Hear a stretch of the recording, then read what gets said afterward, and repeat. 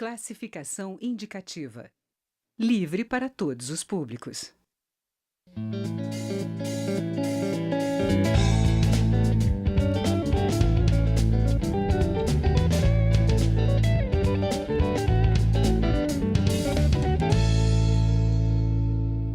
Olá! Mais de 230 parlamentares já aderiram à Frente Mista de Prevenção à Violência. O objetivo do colegiado é propor a articulação e a integração de ações para prevenir a violência envolvendo os diversos agentes sociais, formais e informais. Deputados e senadores também querem criar uma rede social de serviços nos municípios com vistas a reduzir os índices de violência em todo o país.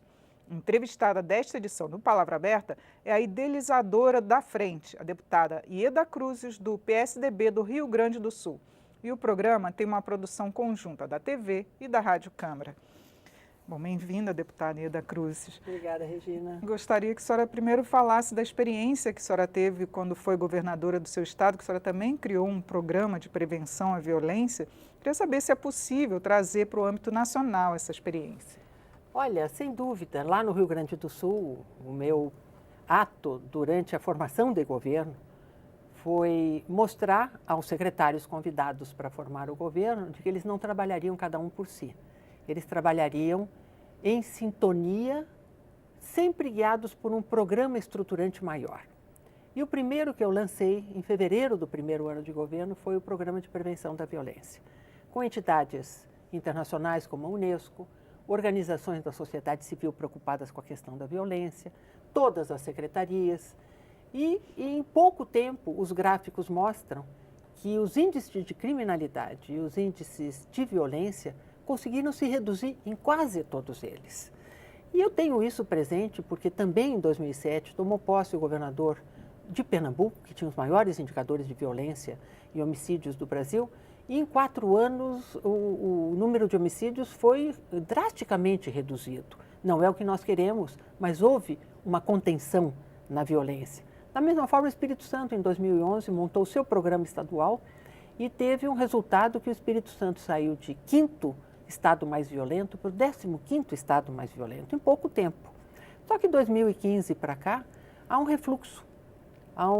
De novo, a violência se torna alguma coisa que perturba a vida de todos os cidadãos e cidadãs e é o problema maior a ser enfrentado por uma casa legislativa como a nossa. Nós fazemos as leis, elas são obedecidas? Não são? Onde está o problema? Por que a violência aumenta em determinados grupos sociais? Por que ela é tão maior agora no âmbito doméstico? O que está acontecendo? Algumas experiências bem-sucedidas foram aplicadas e agora não estão dando o mesmo resultado, né? Não estão por uma interrupção da prioridade que foi dada. E eu quero aqui dizer que a Constituição de 88, ela montou um conjunto de instituições que formam o Estado Democrático de Direito, o Judiciário. Quem sabe o Legislativo coloque no Judiciário algumas inovações que são necessárias para enfrentar a violência setorial, a violência regional. Por exemplo, no caso da mulher, delegacias da mulher, o aumento da punição para casos de estupro, estupro coletivo, e mesmo a violência que não é declarada por marcas físicas, né? São violências do tipo moderno, que vão desde bullying.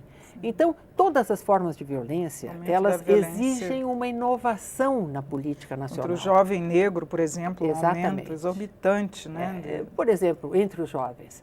É impossível a gente aceitar, sem sofrer, de que na faixa etária dos 15 aos 29, há um número de mortes de adolescentes e jovens que nenhuma sociedade civilizada admite. E não é um processo civilizatório, é um processo que conduz a isso. Então, nós estamos perdendo nossos jovens, entre eles, mais de 90% são homens.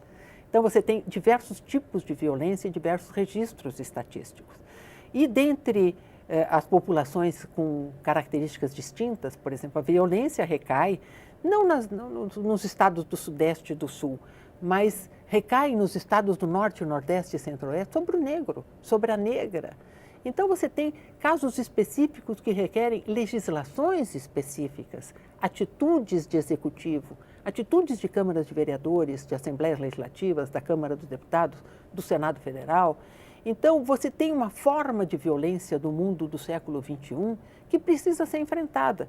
E enfrentada no Estado democrático de direito, ou seja, você precisa pegar todos os projetos de lei, torná-los substancialmente concentrados, grupais, para atacar esse tipo de violência que é muito moderna e é espalhada. Não há mais local no Brasil em que você não tenha o registro da violência assustando as comunidades. A senhora já se reuniu com ministros, eu queria que a senhora falasse aqui o que já está sendo, pelo menos, ouvido também do Executivo para que possa ser posto em prática.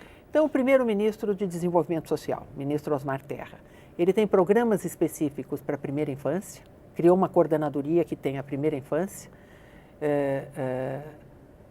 a juventude e tem a terceira idade. Então, eu fui dizer a ele que nós temos a nossa pauta legislativa, mas ele tem a pauta executiva e elas precisam se combinar, um tem que ajudar o outro. Em sequência, eu fui ao ministro da Saúde, que o custo para o sistema de saúde da violência é algo que é mensurável, é muito alto, muito forte. Depois eu fui ao ministro Etchegóin, que trata de segurança pública e que tem, no caso do Rio de Janeiro, um resultado paradigmático de uma política aplicada como a das UPPs, que se reduziu o número de assassinatos, ele se banalizou. E fui até o ministro da Justiça, que é quem tem a responsabilidade de formar a Política Nacional de Segurança Pública. Apresentado nesse nosso outubro rosa aqui, né, um outubro que está lidando muito com a questão da violência e que se manifesta na saúde, não pode se manifestar no serviço à saúde. Então, é o caso do câncer de mama, que é o outubro rosa. Então, preparar o Ministério para essas especialidades que estão matando muito, que estão tendo grande incidência. Então, o da saúde, o ministro Etchegóin, do Desenvolvimento Social, fui até o ministro Alexandre de Moraes. O Supremo também tem dado, na verdade, decisões que afetam a sociedade inteira. E ele foi secretário da Segurança Pública em São Paulo e ministro da Justiça. Então, a esses ministros eu já fiz chegar a existência dessa frente parlamentar e o trabalho conjunto que deve ser feito entre os órgãos de executivo, a sociedade civil e o nosso legislativo. Agora, que propostas que a frente vai levar adiante para que os municípios coloquem em prática essas medidas de prevenção à violência? Nós temos o mapa da violência e o Atlas da violência. Eles dão as estatísticas por cidade, por município, dão as estatísticas por estados, dão a estatística nacional e dão a estatística por segmentos da população, como o negro e a negra, a violência doméstica e da mulher, contra a criança e o adolescente, contra o idoso. Então, nessas estatísticas, a gente tem que buscar desenhar um programa que possa ser cumprido através de leis pelo Executivo, escolhendo os locais de maior violência. Foi assim que o nosso PPV, o nosso Programa de Prevenção à Violência, teve sucesso.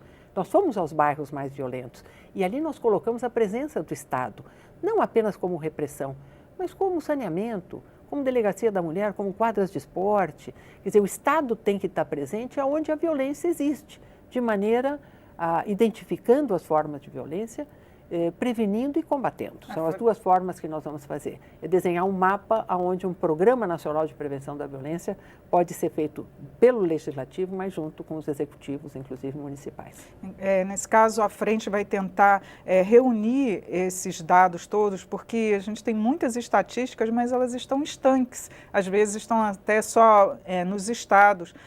Seria, então, uma forma de reunir todos esses dados para formar a política? Olha, tem muita novidade nesse campo. Você tem o Fórum Nacional de Segurança Pública, que tem sede em São Paulo. Você tem o IPEA, que trabalha o Atlas da Violência. Você tem todo o sistema de saúde, o SIM, que é o Sistema de Informações de Mortalidade.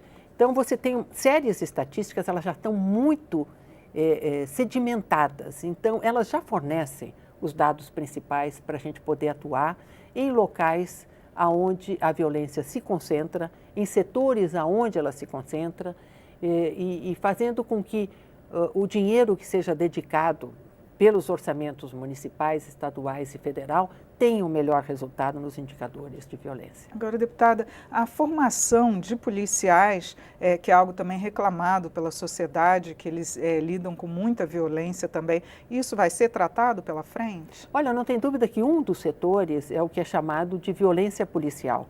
E o outro que está muito muito crescendo contra policiais. Sim. Então você tem os dois lados já, né? Então é a formação do policial em locais de extrema violência. Então você tem, além da ação de repressão, você tem que ter ação de prevenção. Claro. E essa ação de prevenção da violência requer investimentos do Estado. Por que a UPP não foi tão longe quanto poderia ir? Porque o Estado do Rio de Janeiro já estava semifalido, então ele não colaborou nos seus municípios, inclusive, com investimentos que a sociedade gostaria de ter para praticar nas comunidades mais violentas, com possibilidade de sucesso, uma política e uma cultura da paz. Já existem muitos movimentos organizados no próprio Rio de Janeiro, mas, na verdade, não foram levados os investimentos que precisam ser levados. E não pode ser feito em todo o Brasil. Cada município tem a sua prioridade, cada estado tem a sua prioridade, mas a escolha de um mapa onde atuar, federação, que é União, Estados e Municípios, isso tem que ser feito e eu acho que todos estamos à espera disso, porque iniciativas não faltam. Falta apenas a definição de um programa estruturante nessa área. Tá certo, deputada. Muito obrigada pelos seus esclarecimentos aqui no programa. Regina, obrigada e vamos continuar seguindo nessa que é uma missão de todos nós, reduzir uma violência que está fazendo crescimento indesejado no Brasil. Eu conversei sobre a Frente Parlamentar Mista de Prevenção à Violência com a coordenadora do colegiado, a deputada Ieda Cruzes, do PSDB do Rio Grande do Sul. Você pode acessar esta e outras edições do programa em nosso site. É no câmara.leg.br/palavra aberta. Eu sou Regina Assunção e agradeço a sua audiência. Até a próxima.